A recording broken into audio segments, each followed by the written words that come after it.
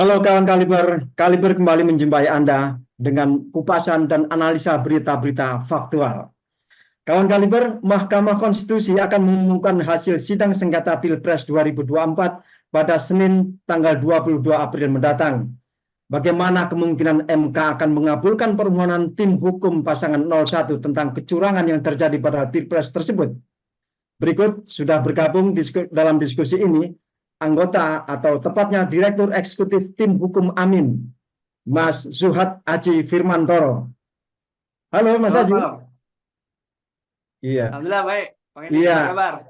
Alhamdulillah baik juga Mas. Dan tentu saja saya juga masih bersama dengan Mas Indra Karismiaji. Mas Indra. Halo Mas Edi, halo Mas Ajib, apa kabar? Halo Pak Indra. Alhamdulillah. Iya. Siap, Mas siap. Aji, optimiskah bahwa MK akan mengabulkan gugatan tim 01? 99% kita optimis. Weh, mantap ini 99%. Dasarnya apa, Mas? Ya, dasarnya ya karena hampir semua dalil kita kan nggak ada yang dibantah. Dalil kita itu sebenarnya kata kuncinya kan ada dua. Satu, unprocedural atau cacat hukumnya pendaftaran calon pasangan Capres-Cawapres 02. Yang kedua, tidak netralnya lembaga kepresidenan. Nah, dua hal ini mengakibatkan pemilu kita berjalan tidak jujur, tidak adil, dan tidak bebas. Nah, kedua kata kunci tadi itu, Mas, itu yang pertama tentang cacat hukumnya pendaftaran, itu nyaris tidak dijawab. KPU tidak menjawab sama sekali dalil kita yang ini. Yang kedua, pihak terkait, pasangan calon 02, ahlinya mencoba menjawab itu langsung ditangkis oleh hakim sendiri. Gitu. Yang kedua soal netralitas lembaga kepresidenan. Netralitas lembaga kepresidenan itu kita mendalilkan banyak indikator dari mulai bansos sampai dengan pengerahan kepala desa. Nah, dalil itu sudah kita suguhkan pembuktiannya mulai dari ahli. Ahli kita utamanya Pak Fit Adreson. Coba dicek teliti betul tuh. Kesaksian ahli Pak Fit Adreson sama sekali tidak ada yang membantah. Yang dibantah oleh Hasan Hasbi, yang dibantah oleh Kodari, itu adalah kesaksian dari Pak Hamdi Muluk dan kesaksian beberapa ahli survei. Sedangkan Pak Fit Adreson itu tidak berbicara tentang survei, tetapi berbicara dalam perspektif ilmu ekonometrika yang dalam perhitungan ilmu tersebut beliau berhasil membuktikan bansos berpengaruh insentif elektoral kepada 02 sebanyak 26 juta suara. Itu berapa persen? Iya, jadi kalau dalam hitung-hitungannya Pak Fit, tanpa bansos 02 itu mestinya suaranya hanya sekitar 42%. Oh, oke. Nah, yang lain kepala desa misalkan, pengerahan kepala desa. Pengerahan kepala desa juga nyaris tidak dibantah itu. Saksi ahli kita Pak Jo Hermansyah ngomong soal PJ itu sempat ada debat memang, tapi ketika kita menyajikan fakta di mana ada orang yang disuruh oleh kepala desanya membagikan bansos atau mendata calon penerima bansos hanya untuk mereka pendukung 02. Hal itu juga tidak dibantah sama sekali. Nah, hal-hal ini yang membuat kita tetap optimis 99%. 1%-nya apa ya? Bisnis lah. Tergantung nanti dari bagaimana ridho Tuhan ini nanti. Ya. Itu, Mas. Ya, Mas Indra, ada yang ditanyakan ke Mas Haji? Ya, posisi hakim MK ini kan pasti nggak mudah ya Mas Aji ya. Benar. Saya yakin pasti ada godaan-godaan. Ya nggak? Pasti ada godaan-godaan. Entah jabatan, entah imbalan, entah apa, itu pasti hadir. Ya kan? Entah Benar, munculnya benar. lewat siapa. Di sisi lain, kalau nggak mau godaan, ada tekanan nih kan gitu. Nggak harus Benar. nggak harus mereka langsung ya. Bisa sanak keluarganya, bisa kerabatnya, bisa siapapun itu dicari-carilah kesalahannya nih. Nah, apa nih antisipasinya nih menghadapi godaan dan tekanan yang sebetulnya kan juga dipakai dalam pemilu ini, bagaimana mendapatkan pemilih itu kan juga karena godaan dan tekanan ya. Jadi menariknya gini Mas, terakhir kami para jubir tuh ngumpul di rumah Pak Anies, sambil bercanda tuh beliau mengatakan, tahu nggak bedanya pemilih 01, 02, dan 03 itu. Nah, kita tunggu aja jawaban dari beliau kan. Jadi gini, 01 dan 03 semuanya pilihan. Sedangkan yang 02 ada pilihan, ada imbalan, ada tekanan. Makanya banyak mereka. Iya, iya. Ternyata seorang Anies Baswedan bisa ngelawak juga kan begitu. Mas Anies itu lucu kayaknya. Betul, Mas. Dan memang yang cukup berkesan bagi kita juga ketika menyusun permohonan itu, sebenarnya Mas, permohonan itu awalnya kita tuliskan di situ permohonan diskualifikasi lalu memenangkan 01. Tetapi waktu itu termasuk salah satunya oleh Mas Anies kayaknya nggak masuk akal ya kalau kita minta dimenangkan langsung gitu tuh nggak masuk akal. Terkesan, bahasa saya terkesan emosional memang. Makanya permohonan kita itu sebetulnya sangat rasional, tidak berlebih-lebihan insya Allah. Karena kita tidak meminta 01 dimenangkan. Yang kita minta itu kan standar. Posisinya selalu sama. Yang salah, yang dihukum. Itu tuh poin standingnya. Makanya di permohonan kita, satu, diskualifikasi. Diskualifikasinya itu karena memang yang kita dalilkan tadi itu, Bang. Proses pendaftarannya keliru. Nah, lebih spesifik yang keliru itu adalah cawapresnya. Makanya di alternatifnya, jadi sebenarnya agak salah kalau media mengatakan 01 itu minta cuma cawapres yang didiskualifikasi. Enggak. Yang kita minta diskualifikasi itu satu paket tuh, capres dan cawapres. Kenapa capres dan cawapres? Karena memang proses pendaftaran itu kan satu paket. Iya. Nah, tetapi di alternatifnya memang kita bunyikan yang didiskualifikasi. Kalaupun capresnya tidak diskualifikasi, ya cawapresnya. Karena memang yang keliru adalah di cawapresnya itu yang menurut kita keliru. Nah, artinya memang permohonan kita itu insya Allah rasional, masuk akal, dan tidak penuh emosional, enggak. Kita bisa mendalilkan itu kok. Jadi, itu yang membuat kita juga tingkat kepercayaan dirinya bahwa permohonan akan dikabulkan itu tinggi gitu. Tapi tadi Mas, pertanyaan saya gimana kita mengantisipasi hakim-hakim MK yang digoda imbalan maupun yang ditekan itu, gimana kita antisipasinya? Itu kan di luar, ya, itu nggak bisa muncul di dalam kesaksian, di dalam argumentasi, itu di luar lapangan nih kan gitu loh. Gimana kita antisipasinya? Iya, benar sekali Bang. Memang ini dilematis ya kita itu. Keyakinan kita kalau kita melihat profil para hakim Mahkamah Konstitusi hari ini kan memang kita meyakini kalau godaan itu agaknya berat masuk ke mereka ini. Karena hampir semuanya orang-orang yang memang sudah stabil dari sisi mana-mana nih. Ya ada satu dua mungkin yang kalau kita ngitung secara kuantitatif perekonomian masih mungkin misalkan itu. Tapi kan itu sangat subjektif ya kalau yang itu dihitung. Oh, iyalah, yang udah 2 periode minta nambah jadi 3. Iya. Iya. Jadi singkatnya yang justru kita khawatirkan itu kalau itu tadi ada kanan atau sandraan. Kita nggak ngerti nih masing-masing sebenarnya di masa lalunya. Soalnya kalau di dalam lapangan sih enak kita ininya, di luar lapangan kan itu. Kita juga kebayang dulu kita masih enak kalau KY punya inilah ya, punya wewenang masuk ke MK. Nah, masalahnya KY juga hari ini sudah tidak lagi masuk pengawasan hakim MK gitu. Nah, mudah-mudahan sih MK ya. Mas Haji, kalau lihat komposisi hakim konstitusi sekarang ini, itu Mas Haji melihat lebih condong kemana? Kalau saya kok masih melihat waktu menerima waktu menerima pendaftaran, pendaftaran dissenting opinion kemarin tuh, mungkin belajar dari pengalaman berapa bulan yang lalu itu gimana, Mas?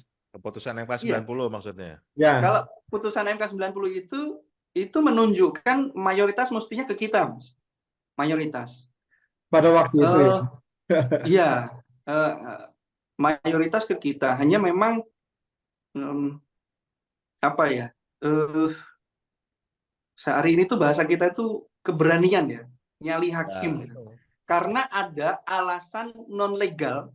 Bang, ingat di kita itu ada mantan ketua Mahkamah Konstitusi juga. Ada Bang Hamdan gitu.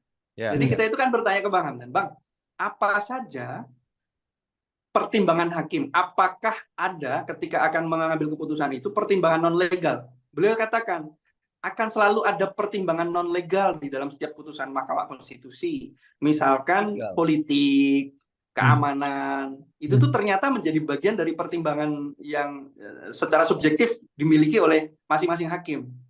Nah, karena itu tadi kita menyimpulkan di seberapa jauh nih keberanian untuk mengambil resiko gitu. Karena kalau dari sisi argumentasi norma, argumentasi hukum, menurut kita itu clear, selesai itu. Nah, tinggal sekarang pertimbangan itu, Bang, yang kita harapkan hakim ini bisa mengambil dengan keberanian yang cukup gitu untuk mengambil putusan yang adil dan progresif. Ya. Ya, ya.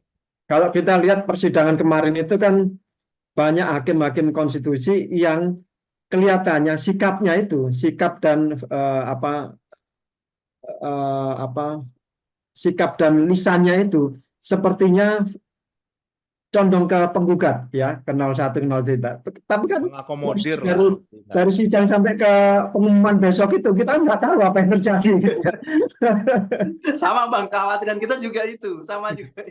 Kita nggak tahu siapa yang kemarin sungkem waktu lebaran juga kan, Bang. Nah, ya itu kan gitu loh.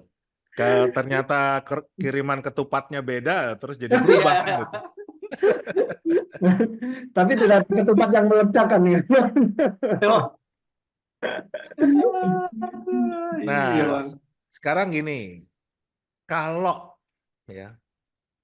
misalnya nih Hakim MK itu mengabulkan permohonan kita, permohonan 01 atau 03 lah kan, berarti diskualifikasi 02. Itu kan pasti pendukung 02 nggak terima dong, Ya. ya kan? Kemudian misalnya mereka bergerak dan katakanlah membuat chaos. Apa yang harus kita siapkan dengan kondisi itu? Karena mereka mungkin merasa loh kita semua sudah sesuai kok dengan ini justru malah para hakim MK yang tidak jujur, yang tidak adil, tidak ini kemudian membuat keonaran. Apa yang mesti kita siapkan? Pertama secara normatif di dalam petitum kita, Mas, permohonan kita itu, Bang. Itu kita bunyikan itu supaya lembaga kepresidenan tidak lagi menggunakan instrumen kekuasaannya. Termasuk di dalamnya kita bunyikan instrumen kekuasaan itu TNI Polri. Kita tuliskan itu. Nah, kita kalau berbicara soal putusan hakim Mahkamah Konstitusi, sebetulnya lebih tepat kembalikan kepada wewenang itu di mana berada, itu Bang Indra. Soal keamanan, soal pertahanan, ketertiban sosial, itu kan sebetulnya wewenang itu berada di wilayahnya rekan-rekan di TNI dan Polri. Nah, kita mendorong supaya Mahkamah Konstitusi itu juga memerintahkan kepada TNI Polri untuk ikut berkontribusi terhadap jalannya apa bahasanya? Dijalankannya putusan Mahkamah Konstitusi itu gitu. Jadi TNI Polri dalam hal ini memang tanpa diperintahkan memang sudah harus menjadi kewajiban kedua institusi mengawal ini gitu kalah ya, mengawal keamanan. Gitu. Ya, tetapi untuk lebih memperkuat lagi makanya kita bunyikan di petitum itu bahwa TNI Polri harus ikut berkontribusi di dalam berjalannya putusan Hakim Mahkamah Konstitusi apapun putusannya. Tapi Mas Haji, ini tolong kejujurannya Mas Haji ini, jangan takut-takut ini. Selama proses gugatan ini, ada nggak tim hukum 01 itu yang dapat teror? Iya, ya Ah, alhamdulillah sejauh ini sih kalau teror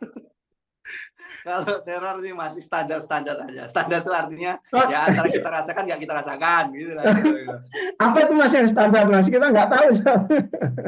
Standar itu Mas, misalkan nomor WA kita itu Oh, terblokir 2 kali. Jadi nomor yang kita gunakan sebagai nomor aduan itu ya. tiba-tiba hari H pemungutan suara terblokir Mas malam ya. Ya. Begitu terblokir langsung saya perintahkan ke teman-teman untuk membuat nomor yang baru. Atau membeli nomor yang baru waktu itu. Langsung beli nomor baru. Begitu beli nomor baru, malam ini kan sudah ganti nomor, kita sosialisasikan lagi untuk pengaduan. Besok malamnya terblokir lagi, Bang. Itu satu. Yang kedua, misalkan kita lagi rapat Zoom begini. Ini pernah nih, agak malu juga kita sama Pak Capres-Cawapres. Ingat nggak waktu Pak Capres-Cawapres, Bang, itu ada tuh banyak tuh media. Ketika istilahnya apa, kita buat kayak apel dengan teman-teman tim hukum provinsi. Zoom di Mampang itu, di sekretariat.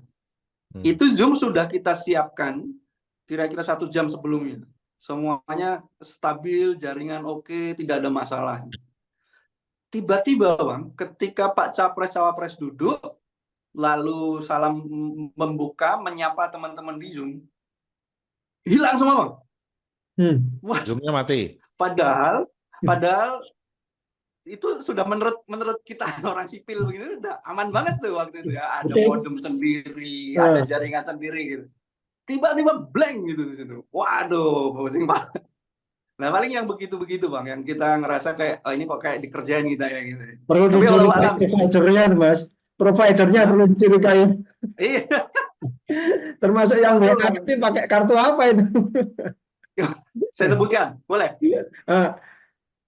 Yang pertama itu jangan ya. Pertama pakai Telkomsel. Oke. Pertama pakai Telkomsel. Yang kedua ini kita bilang, Telkomsel kan punya punya dalam negeri. Kita coba pakai Axiata deh, Excel. Tetap sama, terblokir ya, Bang.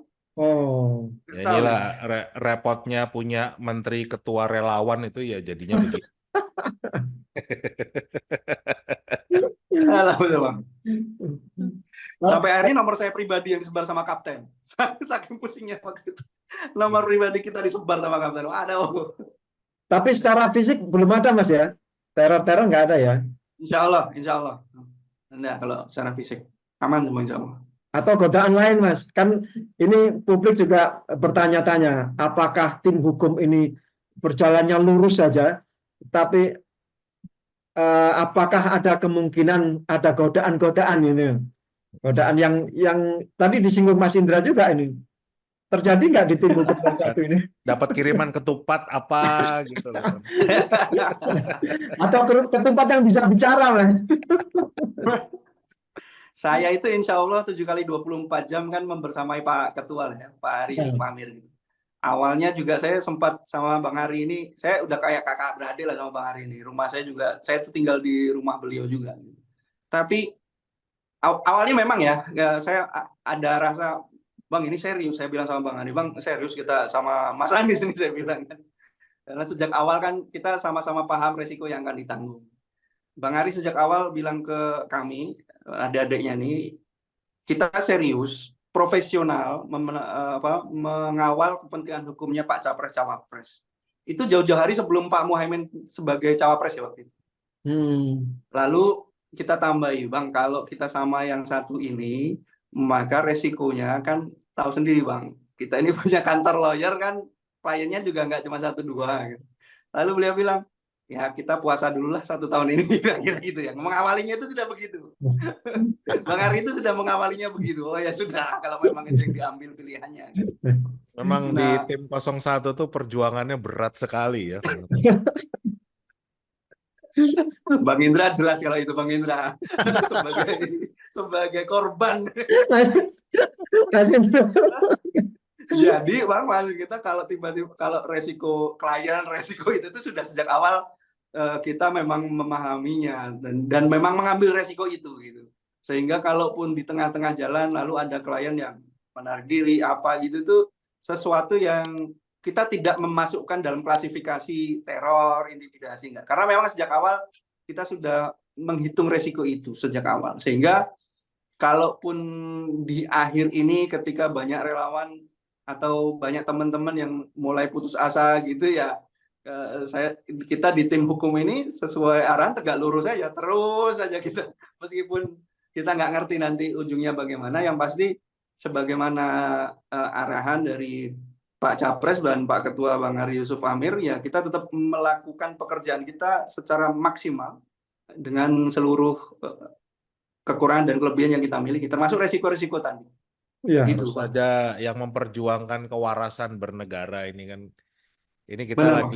lagi sakit ini, lagi nggak baik-baik aja. Ya kita ini harus berjuang ya. Namanya berjuang itu ya bisa mati di jalan, bisa banyak resikonya lah. Tapi memang kita bagian yang mau memperjuangkan kembalinya kewarasan bernegara. Nah, itu ngomong soal risiko, saya mau tanya lagi ke Mas Haji ini. Kalau misalnya sejelek-jelek kemungkinan, taruhlah apapun putusnya, pokoknya Pak Prabowo nanti bakal jadi presiden gitu ya, nggak tahu wakilnya siapa. Apakah risiko ini sudah dipersiapkan secara batiniah oleh teman-teman tim hukum itu nanti akan kehilangan klien gitu ya? Klien-klien nggak mau lagi mendekat ke lawyer-lawyer yang tergabung di tim hukum. Ya, ya. Ya, yang jelas tadi, Bang, kami sejak awal itu memang sudah menyadari resiko yang akan kami atau kita alami ketika berada di gerbong ini kan. Termasuk mungkin Bang Indra yang paling sebenarnya resiko kita yang kita alami sih belum seberat yang Bang Indra alami lah. Tapi menurut saya itu satu modal besar gitu, Bang. Sejak awal kita berada di sini dengan seluruh resiko yang kita sadari, itu satu modal besar bagi kita. Nah, ke depannya pun kami kira juga sama. Apakah kemudian dampaknya akan negatif atau positif ke kita dalam arti pribadi masing-masing gitu, itu sudah kita bayangkan. Nah, kalaupun Pak Prabowo misalkan tetap menang, ya kita berada pada satu kesadaran bahwa perjuangan yang dikatakan Bang Indra itu menjadi kata kuncinya itu loh, Bang. Ketika kita kesadaran untuk mengambil resiko ini kan memang pondasinya adalah idealisme, Bang. Sehingga kalau kemudian dibenturkan dengan resiko-resiko pragmatis tadi itu, ya menurut kami nggak apple to apple aja, karena kita sudah mengawalinya mempondasi diri kesadaran tentang memilih resiko itu dengan idealisme. Nah, itu yang kami masih tetap pegang sampai sekarang Ya. bersama teman-teman gitu. Nah, sekarang kalau kondisinya, Mas, ini kita terburuk ya. Ya. Ternyata MK tidak mengabulkan permohonan kita. Terus apa yang harus kita lakukan setelah itu, termasuk para relawan, para simpatisan? Apakah terima aja, terus kita berusaha move on, atau kemarin kita juga bahas di podcast kita ini, ada usulan dari Perludem maupun Amnesty Indonesia, ya membuat pengadilan rakyat. Oh, People Tribunal. Kalau pandangan Mas Haji gimana? Andai kata tidak dikabulkan. Ya, kalau dari sisi hukum ini puncak, Bang. Jadi apapun putusannya Mahkamah Konstitusi itu final and binding. Itu dari sisi hukum.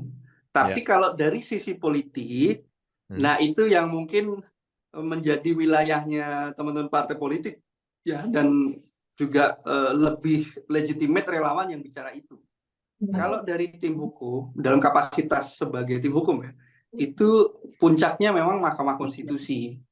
Kalaupun nanti akan dibawa ke level yang lain, selain itu misalkan kayak tadi People Tribunal ya, pengadilan rakyat misalkan, ya dampaknya kan akan dampaknya lebih banyak dampak politiknya kan sebetulnya.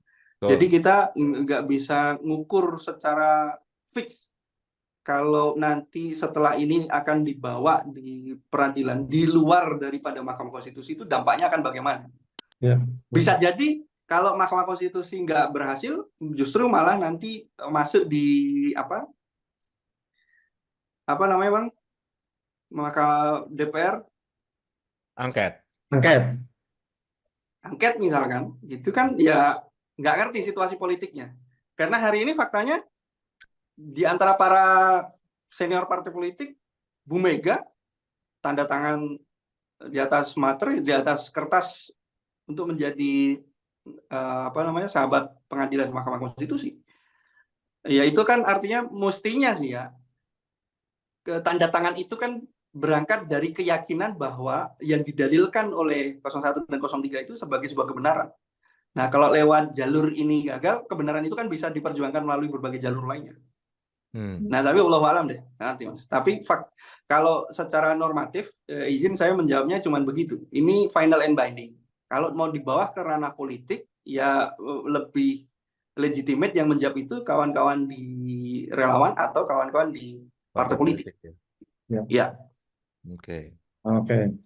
Nah, yang saya juga bingung nih, kebetulan tadi Mas Haji bicara suratnya Bu Mega itu sebetulnya arahnya kemana sih gitu loh? Maksudnya posisinya itu apakah juga akan membuat positioning kita lebih kuat dengan seorang Megawati Soekarno Putri menuliskan surat itu, atau nggak ada efeknya biasa aja, atau malah justru kontraproduktif sebetulnya. Kita kan nggak tahu ya urusan hukum tata negara ini, hukum MK ini kayak apa ini posisinya beliau tuh sebetulnya apa yang ditujukan dengan surat tersebut.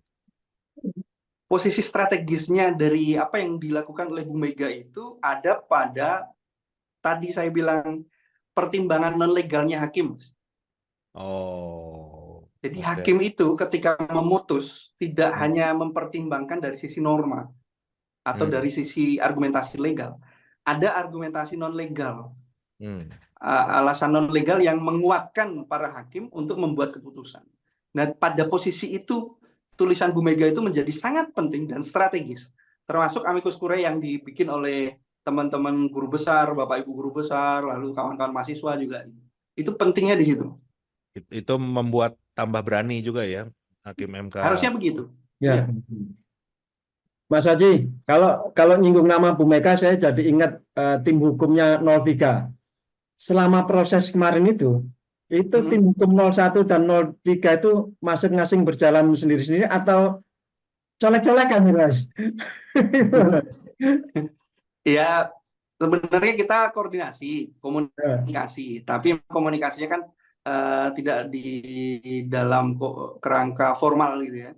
Komunikasinya komunikasi soal ya kita kalau diperhatikan, makanya menurut saya ya itu kita kan saling memperkuat di permohonan kita ketika mendalilkan bansos itu kan lebih banyak argumentasi ekonomi itu. Pak Fit, Pak Faisal Basri, Pak siapa? Antoni Budiawan. Itu kan orang-orang ekonom. Ya. Nah, sementara 03 itu tidak lagi mengulang ekonomnya, tapi lebih pada survei, basis surveinya. Ya. Nah, itu saling memperkuat sih menurut saya. Sehingga kalau dibilang kita sama sekali tidak komunikasi, ya salah juga, karena menyatakan memang ada komunikasi, tapi kalau komunikasi formal kami sampaikan tidak. Nah, tetapi dampak dari komunikasi itu menurut saya juga ada. Kita memang saling kayak ya tahu sama tahu lah, mungkin begitu. Ya. Oke. Ya, Mas Indra masih ada yang ditanyakan? Saya rasa buat kali ini cukup deh, biar Ya. pemirsa Kaliber juga nggak terlampau pusing kan gitu, banyak hal. Paling nggak kita bersiap-siap tanggal 22 nih, hanya tinggal beberapa hari lagi. Segala kemungkinan itu ada, ya kita berdoa yang terbaik dan terus memberikan semangat buat para hakim MK supaya berani mengambil keputusan yang memang adil, ya kan, untuk kepentingan bangsa, bukan untuk kepentingan kelompok tertentu, apalagi keluarga tertentu Itu yang kita harus dorong terus mereka ya supaya berani ngambil keputusan yang adil itu demi negara. Iya, untuk Mas Haji Betul. saya minta maaf duluan ini. Minta maafnya belakangan ya, harusnya dulu. Sebetulnya rencana semula itu kita tanya soal seputar putusan MK, tetapi melebar ke luar lapangan putusan MK. Iya, Tapi pemirsa kita, kawan kaliber jadi tahu apa sih di balik atau di belakang-belakang sidang yang terjadi yang dirasakan oleh tim hukum ini, kita jadi agak tahu jerohannya ini, ya, meskipun belum jerohan banget ini ya Mas Haji. Ya, iya, dan semangat terus buat tim hukum Amin. Ini Iya. amin, perjuangan masih panjang dan semoga perjuangan kita membuahkan hasil dan ini amin, amin. bukan untuk kepentingan kita pribadi ya, tapi untuk kepentingan kita. Betul. Iya, ini sejarah akan berawal dari sini sebetulnya ke depannya itu ya. Kalau ini rusak, sudah sejarah akan mencatat bahwa negara ini atau lembaga-lembaga peradilan kita ini rusak. Sebaliknya Ya. kalau saya nggak tega ngomongnya ini. Kalau misalnya apa yang sudah dimenangkan kemarin dianulir, berarti Mahkamah Konstitusi itu tetap menjaga marwahnya dengan segala apapun resikonya, gitu ya. Itu Terima yang kasih, kita Mas harapkan, Haji. kita semua harapkan begitu. Makasih, Iya. Bang Edi. Makasih, Bang Indra. Terima kasih Terima Mas kasih, Indra, Mas Haji. terima kasih Mas Haji, dan terima kasih kawan kaliber Anda telah mengikuti setengah jam lebih perbincangan ini. Semoga menjadi masukan yang berarti dan menjadi membuka wawasan kita bagaimana tim hukum bekerja untuk keadilan sosial bagi seluruh rakyat Indonesia ini. Terima kasih, sampai jumpa. Sampai jumpa.